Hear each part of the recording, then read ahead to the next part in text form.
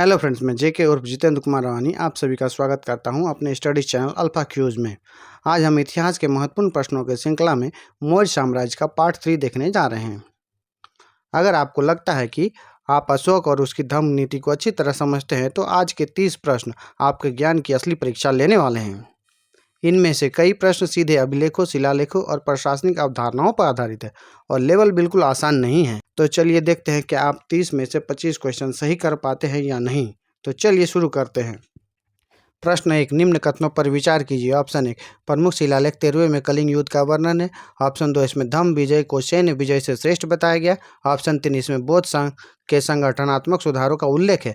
Option A केवल 1 और 2। Option B केवल 2 और 3। ऑप्शन सी केवल 1 और 3। ऑप्शन डी 1, 2 और 3।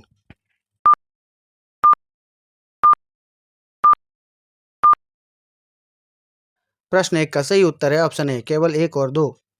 प्रश्न 2, देवानाम प्रियदर्शी को अशोक सिद्ध करने में निर्णायक साक्ष्य था। Option A Dipavamsa. Option B Mahavamsa. Option C Maski शिलालेख। Option D Purana.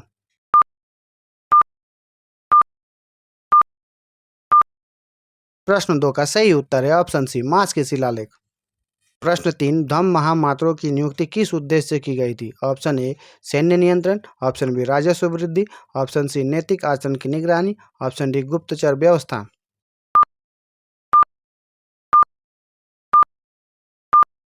प्रश्न 3 का सही उत्तर है ऑप्शन सी नैतिक आचरण की निगरानी। प्रश्न 4, निम्न में से कौन सा अभिलेख धार्मिक सहिष्णुता पर विशेष बल देता है। ऑप्शन ए प्रमुख शिलालेख 12वां। ऑप्शन बी प्रमुख शिलालेख 1।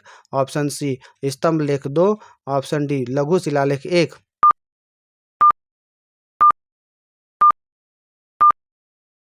प्रश्न 4 का सही उत्तर है ऑप्शन ए प्रमुख शिलालेख 12वां। प्रश्न 5, निम्न कथनों पर विचार कीजिए। ऑप्शन ए अशोक के अधिकांश अभिलेख प्राकृत भाषा में है। ऑप्शन 2, उत्तर पश्चिम क्षेत्र में खरोष्ठी लिपि प्रयुक्त हुई है। ऑप्शन 3, सभी अभिलेख ब्राह्मी लिपि में लिखे गए हैं। ऑप्शन ए केवल 1 और 2। ऑप्शन बी केवल 2 और 3। ऑप्शन सी केवल 1 और 3। ऑप्शन डी 1, 2 और 3।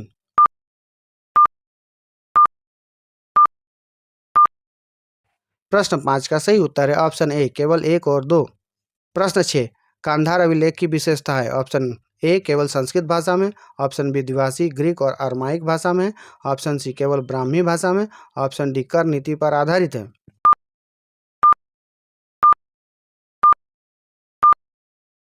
प्रश्न 6 का सही उत्तर है ऑप्शन बी द्विभाषी ग्रीक और अरमाइक भाषा में।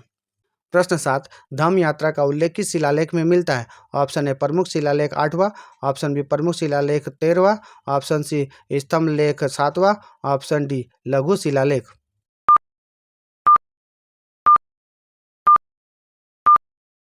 प्रश्न 7 का सही उत्तर है ऑप्शन ए प्रमुख शिलालेख 8वां। प्रश्न 8, तृतीय बौद्ध संगीति का आयोजन हुआ था। Option A Rajgiri. Option B Vaishali. Option C Pataliputra. Option D Kushinagar.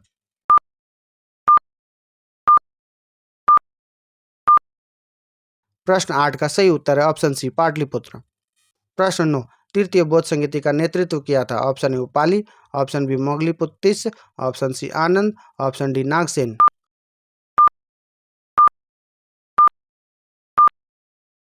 प्रश्न 9 का सही उत्तर है ऑप्शन बी मोगलीपुत्तिस। प्रश्न 10, अम्ती योको की पहचान की जाती है। Option A Seleucus. Option B Ptolemy. Option C Antiochus. Option D Menander.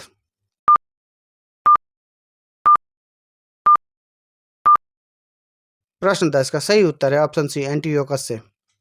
प्रश्न 11, रुम्मिनदेई अभिलेख संबंधित है। ऑप्शन ए बुद्ध निर्वाण। ऑप्शन बी बुद्ध जन्म स्थान। ऑप्शन सी संघ विभाजन से। ऑप्शन डी कलिंग युद्ध से।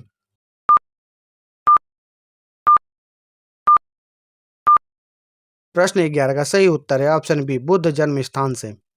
प्रश्न 12, भाब्रू अभिलेख विशेष है क्योंकि। ऑप्शन ए इसमें अशोक ने कुछ बौद्ध ग्रंथों की प्रशंसा की है। ऑप्शन बी यह कर व्यवस्था पर आधारित है। ऑप्शन सी यह सैन्य नीति दर्शाता है। ऑप्शन डी यह यूनानी संबंध दर्शाता है।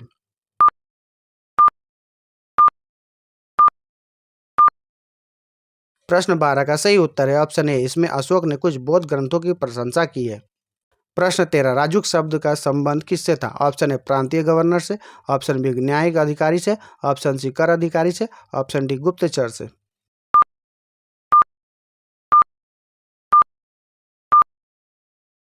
प्रश्न 13 का सही उत्तर है ऑप्शन बी न्यायिक अधिकारी से। प्रश्न 14 निम्न कथनों पर विचार कीजिए। ऑप्शन ए प्रमुख शिलालेख 1 में वसु वध निषेध का उल्लेख है। ऑप्शन 2 प्रमुख शिलालेख 2 में चिकित्सा व्यवस्था का उल्लेख है। ऑप्शन 3 प्रमुख शिलालेख 13वां में सुधार का उल्लेख है। ऑप्शन ए केवल 1 और 2। ऑप्शन बी केवल 2 और 3। ऑप्शन सी केवल 1 और 3। ऑप्शन डी 1, 2 और 3।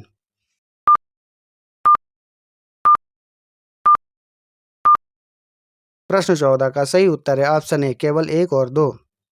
प्रश्न 15 अशोक के स्तंभों का प्रमुख पत्थर स्रोत था। Option A Vaishali. Option B Chunar. Option C Ujjain. Option D Taxila.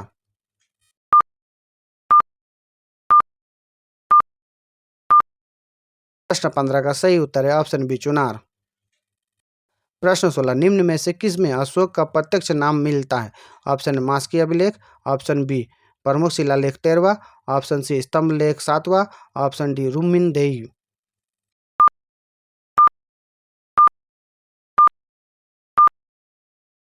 प्रश्न 16 का सही उत्तर है ऑप्शन ए मास्की अभिलेख। प्रश्न 17 अशोक के अभिलेखों में मुख्यतः जानकारी मिलती है। ऑप्शन ए सैन्य संगठन का। ऑप्शन बी राजकोष का। ऑप्शन सी नैतिक राजनीतिक नीति का। ऑप्शन डी ग्राम प्रशासन का।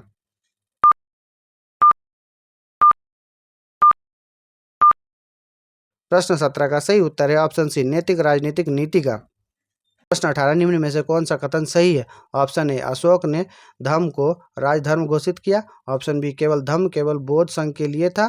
ऑप्शन सी धर्म नैतिक आचरण पर आधारित था। ऑप्शन डी धर्म वैदिक कर्मकांड था।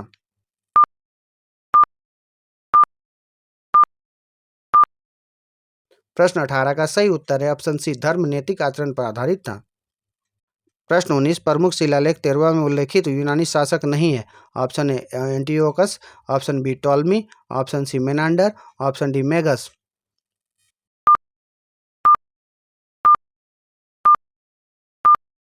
प्रश्न 19 का सही उत्तर है ऑप्शन सी मेनांडर। प्रश्न 20 अशोक के शिलालेखों की भौगोलिक सीमा दर्शाती है। ऑप्शन ए केवल मगध। ऑप्शन बी उत्तर भारत। ऑप्शन सी उपमहाद्वीप का व्यापक भाग। ऑप्शन डी केवल पूर्वी भाग।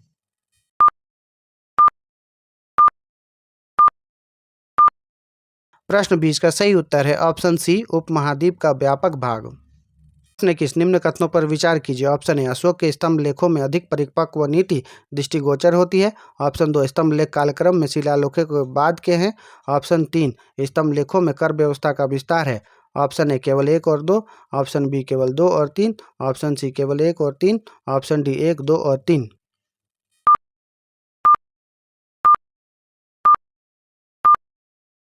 प्रश्न 21 का सही उत्तर है ऑप्शन ए केवल 1 और 2।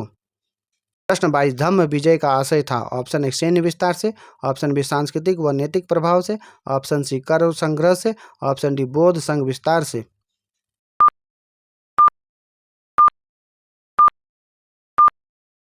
प्रश्न 22 का सही उत्तर है ऑप्शन बी सांस्कृतिक व नैतिक प्रभाव से। प्रश्न 23 अशोक के शासनकाल का 8वां वर्ष संबंधित है। ऑप्शन ए तृतीय बौद्ध संगति से। ऑप्शन डी कलिंग युद्ध से। ऑप्शन सी धम्म महामात्र की नियुक्ति से। ऑप्शन डी धम्म यात्रा से।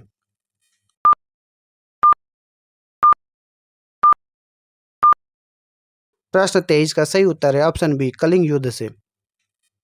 प्रश्न 24 धम्म महामात्र नियुक्त हुए। ऑप्शन ए 4वें वर्ष में। ऑप्शन बी 8वें वर्ष में। ऑप्शन सी 12वें वर्ष में। ऑप्शन डी 20वें वर्ष में।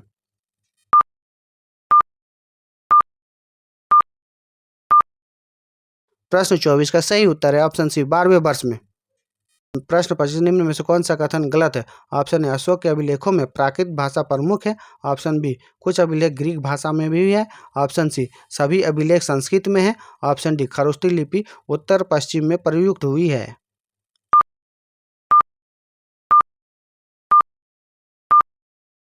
प्रश्न 25 का सही उत्तर है सभी अभिलेख संस्कृत में हैं।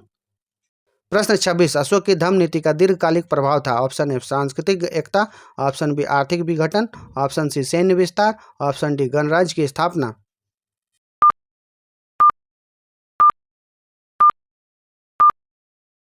प्रश्न 26 का सही उत्तर है ऑप्शन ए सांस्कृतिक एकता। प्रश्न 27 सर्वभूत हित की अवधारणा परिलक्षित होती है। ऑप्शन ए कर नीति में। ऑप्शन बी धम्म नीति में। ऑप्शन बी सैन्य नीति में। ऑप्शन डी भूमि व्यवस्था में।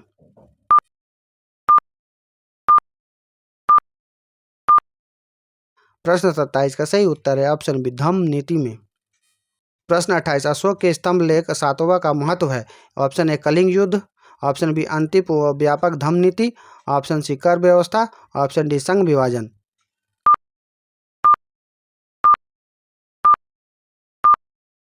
प्रश्न 28 का सही उत्तर है ऑप्शन बी अंतिम व व्यापक धम्म नीति। प्रश्न 29 अशोक के प्रशासन में नैतिकता की निगरानी का दायित्व था। ऑप्शन ए अमात्य को, ऑप्शन बी राजुक को, ऑप्शन सी धम्म महामात्र को, ऑप्शन डी सेनापति को।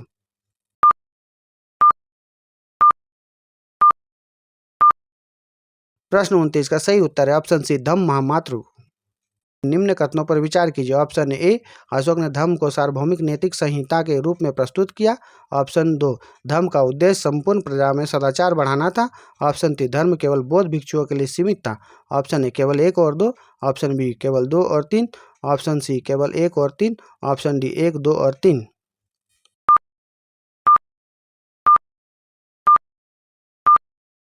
सही उत्तर है ऑप्शन ए केवल 1 और 2। वीडियो के अंत तक बने रहने के लिए आप लोगों का बहुत बहुत धन्यवाद।